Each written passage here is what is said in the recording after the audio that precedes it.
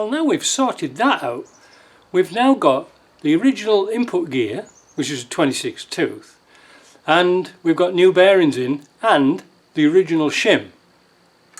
Look at this. It's lovely. I'm not going to even put a gauge on that. That's perfect.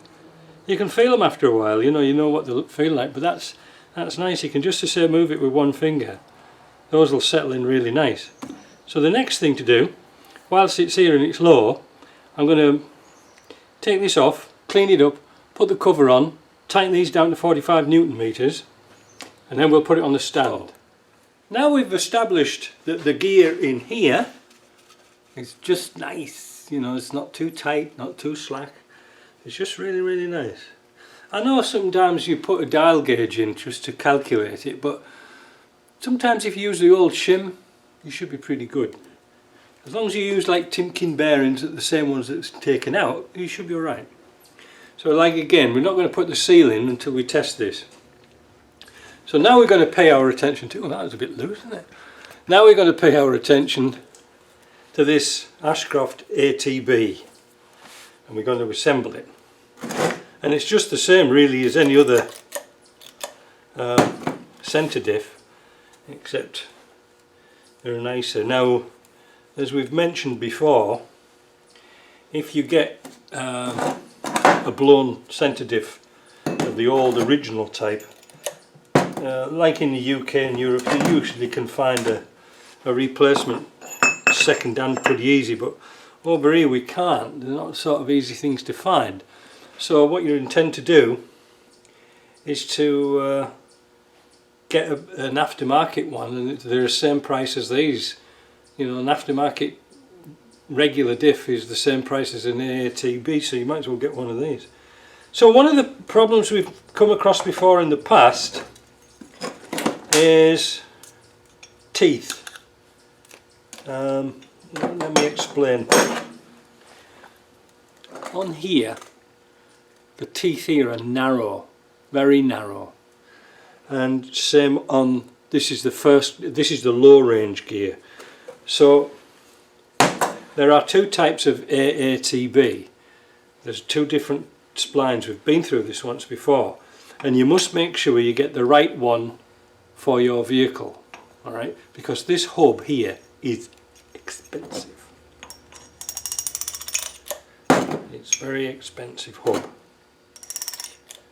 So, and they come in two varieties, wide tooth and narrow tooth. So you've got to match one with the other. So we're going to just simply slip that one on. Should fit. Doesn't matter which way around this goes, it does the same job. There we go. That's a nice fit. And will it drop onto first? Yes. And then we're going to fit this.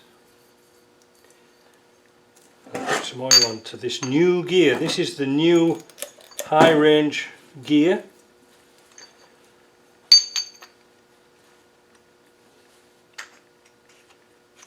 That fits lovely, fits like snug as a bug in a rug, and then onto there like that. That's basically all there is to it. And then there's no spacers or anything like that, and now we fit the bearing. So what we're going to do now is go across to the press this bearing on, and then we're going to put the lock nut on, and then we can put this into this housing here. I'll prepare my bags. There we go. I just realised where the race is. It's that I've already put the race in the box. This is quite a few hours after because I've had some visitors today. So there we go, that's nice, and that locks into there, and that locks into there. If they don't lock together, you've got one tooth. It might be a broad tooth, you know, like I say on these gears. So next thing is we're going to fit the locking nut onto there, which means going across to the vise. Right then, we've done this before, we'll do it again. You just put a little bit of brake cleaner on the threads, because we've been playing with oil. Because the nut has got a locking compound on it. And then we're going to tighten that down. Now, I should show you, there's two ways of putting this on. You see the thin bit? That goes to the top. The thick bit goes to the bottom.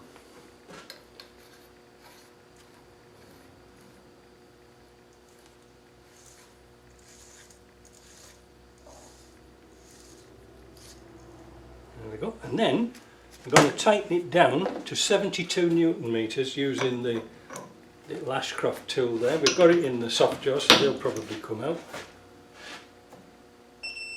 Ooh. That's it. That's all she's getting. I'm just going to turn that around a little bit.